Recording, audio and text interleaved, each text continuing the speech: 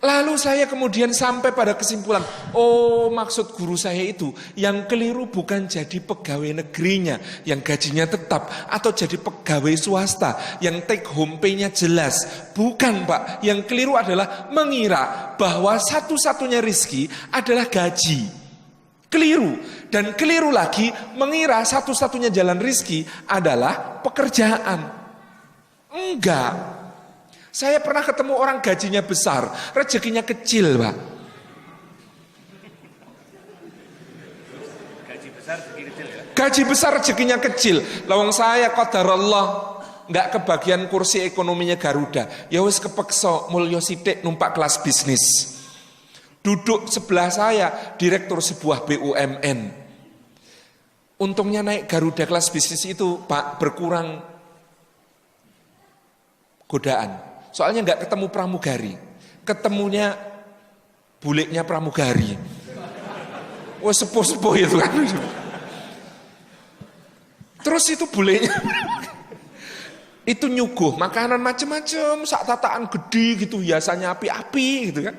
Saya disuguh itu, tak maem, ngemel saya, seneng gitu. Yang sebelah saya itu nyekeli gelas, kenceng nyekelinya, isinya air putih tok, digelenggang-gelenggang sambil ngeliatin saya tampak cemburu gitu.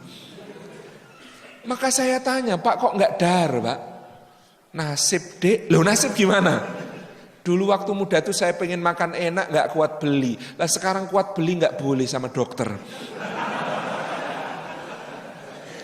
Mau makan gurih, kata dokter, jangan Pak, kolesterolnya. Mau makan manis, kata dokter, jangan Pak, diabetesnya. Mau makan asin, kata dokter, jangan Pak, hipertensinya. Mau makan kacang saja, kata dokter, jangan Pak, asam uratnya. Dan terus dia ngeliatin saya gitu. Saya waktu itu merasa sangat kaya raya, Pak. Rezeki itu bukan soal apa yang bisa dibeli. Apalagi duitnya berapa, gajinya berapa. Banyak orang gajinya besar, rezekinya kecil. Dan banyak orang gajinya kecil, rezekinya kecil.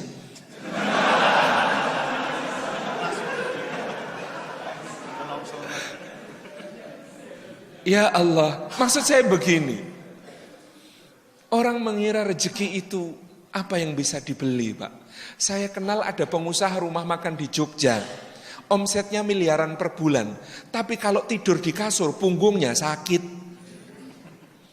Jadi dia itu sudah dicoba merek apapun, Mbak, dari kasur kapuk yang paling deso sampai kasur pegas yang paling mendul-mendul. Kalau ditekan sini yang muncul di situ gitu. Itu semuanya tetap sakit. Dia itu baru nggak sakit punggungnya kalau tidur di lantai beralas tikar pandan buatan muntilan. Kabupaten Magelang, Jawa Tengah. Satu hari diundang kementerian di Jakarta ngisi pelatihan kewirausahaan, nginep, diinapkan di hotel bintang 5, presidential suite-nya paling bagus kamarnya. Itu masuk kamar asistennya ketawa, masuk kamar buka koper, keluarkan tiker, gelar di lantai.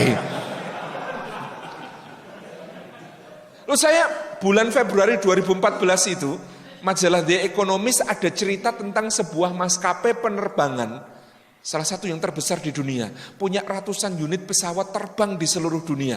Lah komisarisnya itu, salah satu pemegang saham terbesarnya itu punya penyakit psikologis namanya hyperfobia, rasa takut berlebihan terhadap ketinggian.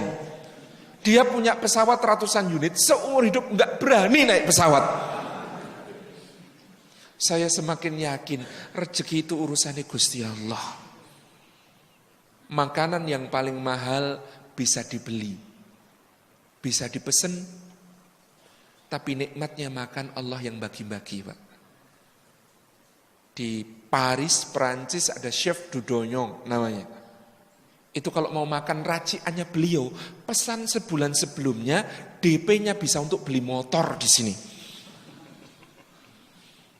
Nikmati racikannya itu. Tapi yang namanya nikmatnya makan, Pak. Loh, saya pernah lihat di Gunung Kidul, ada petani macul dari jam 6:30 sampai 10:30, jam 10:30 istrinya datang, gendong tenggok, Isinya nasi ketan ditaburi parutan kelapa sama teh panas wangi sepet legi kental.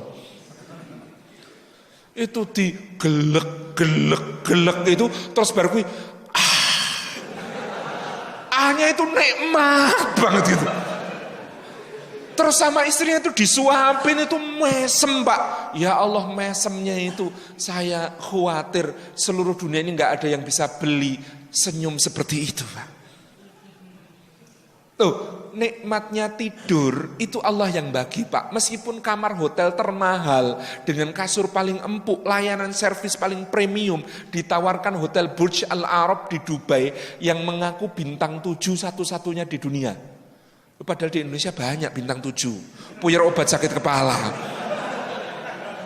Itu di sana, Masya Allah. Kayak apa layanannya? Oh saya pernah ke sana Pak, takon, gak nginep. Nginep gak iso turu, mikir bayar gua apa. Ya Allah, itu bayarnya Pak, bayar sekamar di Burj Al Arab itu, yang suite paling mahal itu, yang artis Hollywood rebutan nginep di situ karena prestis itu di sini bisa untuk membangun rumah Pak, harga sewa semalamnya itu. Tapi nikmatnya tidur, Allah yang bagi-bagi. Lah anak pemulung di Jakarta itu loh, naik gerobak bapaknya, alasnya karton kerdus, selimutnya koran, bantalnya kayu. Wah itu nyenyaknya luar biasa, dibangunin susah. Ya Allah, rizki itu bukan duit Pak. Ya Allah, ada orang punya banyak duit tapi enggak rizkinya Pak. Bekerja keras, membanting tulang sampai linu-linu, memeras keringat sampai kering badannya gitu ya. Sampai umur 63 tahun, di depositonya kumpul 10 triliun. Terus besok pagi wafat. Lah terus 10 triliun itu, hasil kerjaannya nyapek-nyapek ke badan itu rezekinya siapa Pak? Ya iso ahli waris, ya iso musuh bisnis. Lah Allah itu enggak kekurangan cara untuk nganter kepada yang sudah tertulis di Lauhil Mahfud. Dan itu